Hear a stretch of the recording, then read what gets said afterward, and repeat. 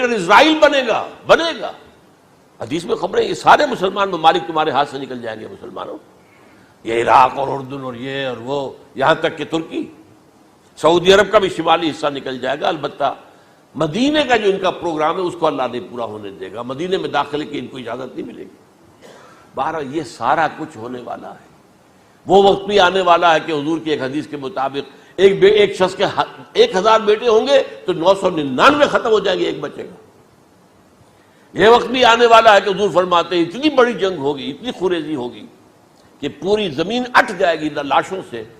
تو پرندہ جو ہے کوئی، ایک تو پرندے ہوتے ہیں کہ جو مردار خور ہے، گدھ ہے، وہ تو بڑی خوشی سے اتریں گے، تناول فرمائیں گے لاشوں کو۔ اسی طریقے سے کوے ہیں، چیلے ہیں، لیکن جو نفاست پسند پرندے ہیں وہ لاش کے اوپر اترنا نہیں چاہتے۔ تو ایک پرندہ اڑتا چلا جائے گا، اسے کہیں زمین پر اترنے کی جگہ نہیں ملے گی، لاشیں ہی لاشیں ہوں گی، یہاں تک کہ وہ تھک ہار کر اس کے جو ہے پر جواب دے جائیں گے، گرے گا تو لاش پر گرے گا۔ یہ وقت آنے والا، اور یہ یہودیوں کے ہاتھ میں، یا یہودیوں کے جو سپورٹرز ہیں اس وقت، جو ان کے ہاتھ میں آلہ کار ہیں، ان کے ہاتھوں آنا ہے۔ میرے نزدیک اس کام کے لیے اس ملعون قوم کو، کہ جو حضرت عیسیٰ کے زمانے سے ملعون ہو چکی ہے، اس کو باقی رکھا گیا ہے، اسے یہ موقع دیا گیا ہے۔ اس نے اسرائیل بنا لیا ہے، تقریباً 2000 سال کے بعد وہ دوبارہ آ کر آباد ہوئے اس سرزمین میں جہاں سے نکال دیے گئے تھے 70 عیسوی کے اندر۔ یہ سارا کچھ کیوں ہو رہا ہے؟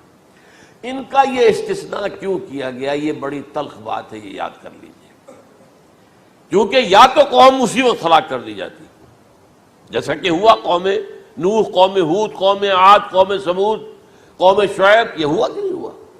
اور سدوم اور عمورہ کی بستیاں جہاں حضرت لوط بھیجے گئے، اور آل فرعون جو ہلاک کیے گئے، یا تو پوری قوم ہلاک کی جاتی؟ نہیں، یہ یوں سمجھیے کہ اس پورے معاملے کو درمیان میں سے ایک وقفہ دے دیا گیا، حضرت عیسیٰ کو اٹھا لیا گیا، اور حضرت عیسیٰ دوبارہ آئیں گے۔ یہ کیوں کیا گیا؟ اب اس میں بڑی تلخ بات آپ سے کہہ رہا ہوں، یہ آپ کے لیے قبول کرنا آسان نہیں، حلق سے نیچے اٹھنے کی مشکل سے۔ اس قوم کو زندہ رکھا گیا ہے جو ملعون اور مغضوب علیہم قوم ہے۔ سب سورہ فاتحہ میں مفسرین لکھتے ہیں ضالین، یہ نصارہ ہیں، اور مغضوب علیہم یہ یہودی ہیں۔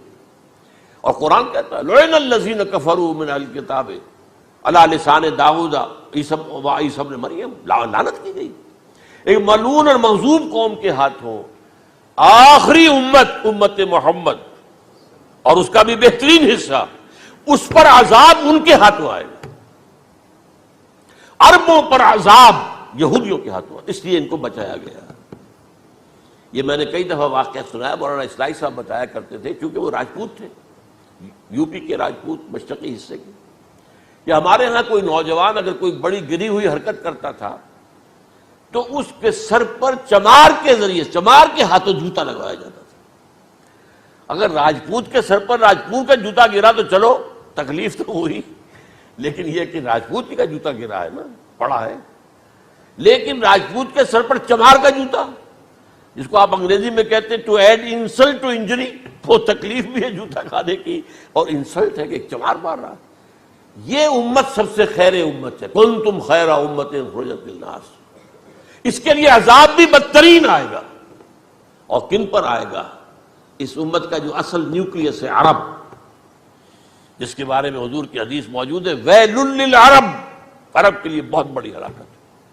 اور آج ہماری نظر میں آ رہا ہے وہ ملعون اور مغضوب علیہم قوم، ان کے سینے کے اندر خنجر کی طرح بھونکی گئی ہے، اور 30 کروڑ کے قریب عرب بے حمیتی، بے غیرتی، بزدلی، کمزوری، ذلت، مسکنت کی مثال بنے ہوئے۔ کوئی بول سکتا ہے اس اسرائیل کے خلاف؟ کوئی بول سکتا ہے؟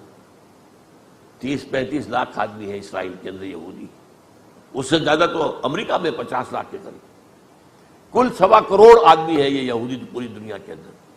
لیکن دیکھیے جو چاہتا کرتا ہے، جب چاہا اس نے عراق کے ایٹمک انسٹالیشن کو تباہ کر دیا، اور سعودی عرب کی فضا میں اس کو فیول کا کیا ہے انہوں نے، دوبارہ ری فیولنگ جو ہوئی ہے ان کے جہازوں کی، وہ سعودی عرب کی فضا میں ہوئی۔ اللہ تعالیٰ نے یہ کوڑا ان مسلمانوں کے لیے رکھا ہوا ہے کہ جن کے رتبے ہیں سوا، ان کی سوا مشکل ہے۔ جتنا اونچا مقام اللہ نے دیا عربوں کو، ان میں حضور کو اٹھایا، ان کی زبان میں اپنا آخری کلام نازل کیا، تو ان کی ذمہ داری بھی بہت ہے۔ جن کے رتبے ہیں سوا، ان کی سوا مشکل ہے۔ یہ ہے میرے نزدیک واللہ اعلم